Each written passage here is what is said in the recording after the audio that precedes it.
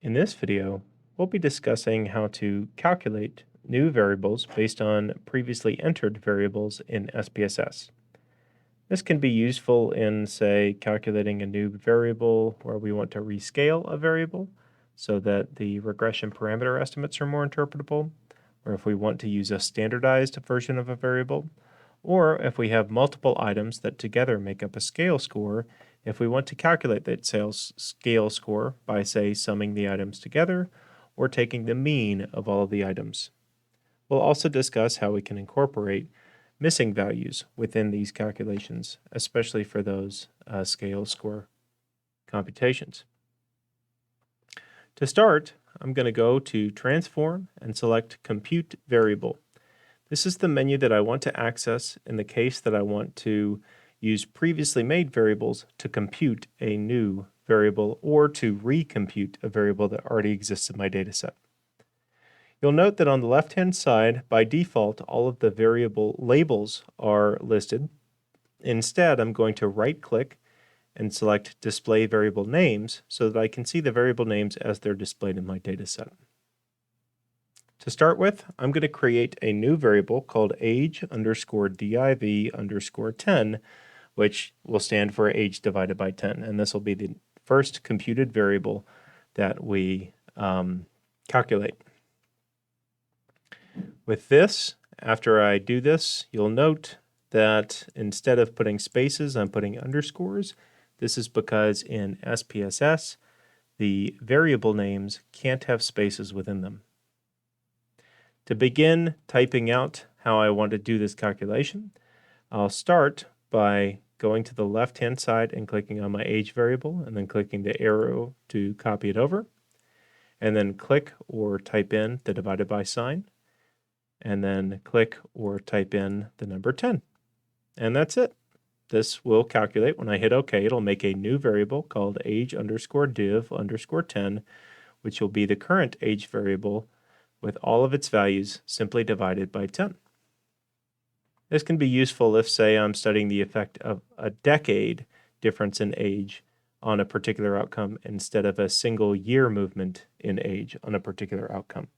And though it may not make sense within context, that tool can be extraordinarily useful for interpretation of parameter estimates. Next, let's practice standardizing through standardizing the variable age. There's a couple of ways to do this, and frankly, there's a couple of ways to do many of the things that we talk about in these videos. I'm going to do the most basic that I can think of, in that it'll describe most easily how we standardize variables. First, I'm going to go to Analyze, Descriptive Statistics, and Descriptives. Ultimately, a standard score is a variable minus its mean divided by its standard deviation.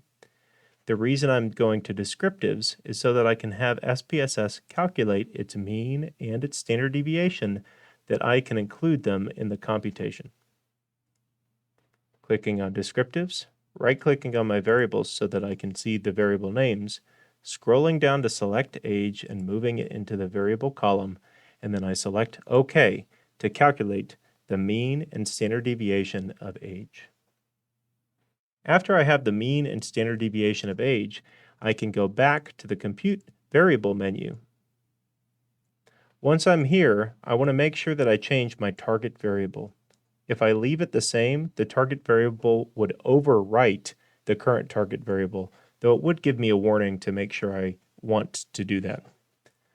I'll call this age_std for age standardized. And again, the formula is age minus its mean, which according to my descriptive statistics is 30.07, and divided by its standard deviation, which according to my descriptive statistics is 12.245. I want to be careful because of the order of operations in this, though. Age minus a value divided by a value, the first order of operations is to take 30.07 and divide by 12.245. To make this the second thing in the order of operations, I surround my subtraction with parentheses. Now this does the order of operations in the direction which I prefer for my equation, which is age minus its mean and then after that computation is calculated, then divide by the standard deviation. Once I'm confident I've entered the equation correctly, I hit OK to create my new variable, age std. I'm going to go ahead and X out of my output window, not saving the results, to see the standardized age value that I've just created.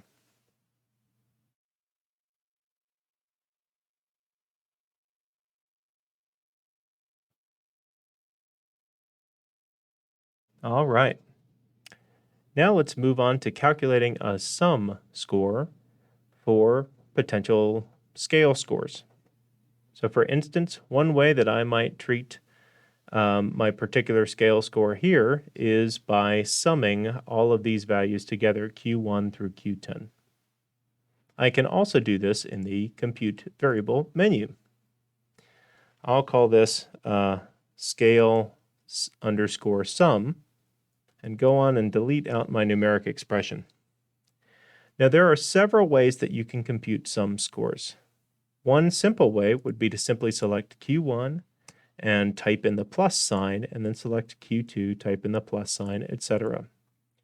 While this absolutely works for a basic sum, and you could go on and do this for the rest of the variables and select OK, and you would get the result, there are a couple of cases where this might give you unexpected results.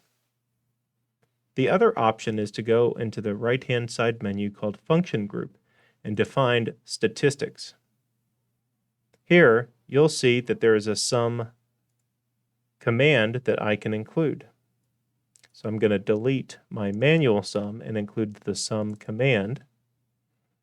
And within this, I'll include the variables Q1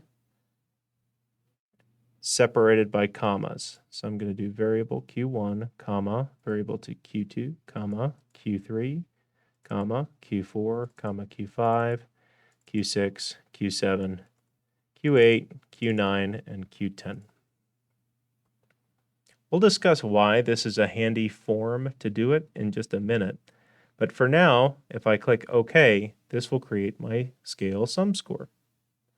I should note that there's nothing special about clicking and clicking the arrow or double clicking.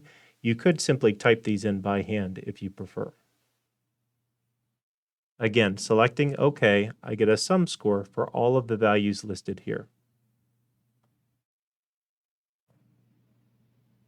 All right, well, why did we do that sum command as opposed to adding things by hand? Well, that's a really good question, and the answer is because when I sum by hand, SPSS has a handy way in which I can be intentional about the way in which I handle missing values. For instance, in the second participant's observation, I see that question 5 is missing. Is that acceptable? How many missing values are acceptable? In SPSS, I can, after the sum command, type in a decimal and then a number to indicate how many valid entries are necessary in order to perform the computation. So for instance, if I didn't want this second individual to be included, if I wanted them because they have a single missing score to be marked as missing, I would require 10 valid entries into this variable for that sum score to be computed. I might call this type of variable scale sum complete, where I'm only allowing complete observations where all of the variables have an entry. For scale sum complete, I do sum.10 to require that 10 entries are necessary with none of them being missing, and then select OK. You'll note that for my second participant, the scale sum complete now has a missing marker. SPSS does this as a single period, where the score should be, and this is because there is a missing value within that particular sum score. I note that there's a couple of other missing values here, and I see that in this fifth participant, the first and the seventh question both have missing values. Now let's quickly try this out, compute variable, and I'm going to say scale sum, and instead of being complete, I'll allow them to have one missing. So I'll call this one miss. Now out of 10 items, If they have one missing, then they would only have 9 valid responses. So I'll use the sum.9 to tell SPSS calculate the sum score as long as 9 or more of the questions have responses. If 9 questions don't have responses, SPSS won't calculate the sum score. That is, if I'm missing more than 2 variables, SPSS is not going to calculate the sum. So I'll click OK, and I can see, if I scroll over slightly, that in this first entry, where I was only missing question number 5, scale sum 1 miss now calculates the sum score as it did before. However, in this 5th participant, where I'm missing 2 observations, scale sum 1 miss does not calculate the sum score because, again, I'm only allowing for 1 missing data point within that particular scale. This has been a presentation on how to compute variables in SPSS using pre-existing variables. We discussed computing a new basic variable by dividing by 10, and any other mathematical operation would serve there. We discussed how to determine a variable standard score by taking the variable, calculating its mean and standard deviation, and then taking that variable, subtracting its mean, and dividing by its standard deviation, being careful of the order of operations. Finally, we discussed how to create a sum score using SPSS's built-in sum command, where we did the default sum, then discussed how SPSS can handle the period number argument, where we can give it the number of valid entries that it has to have in order to calculate that particular sum. What we didn't discuss, and what I'd encourage you to check out on your own, is a variation on the sum command called the mean command, which is in that same statistics menu, and instead of calculating the sum score, calculates the average score on each of the items. Another very common thing to do in scale creation when we're creating an aggregated variable.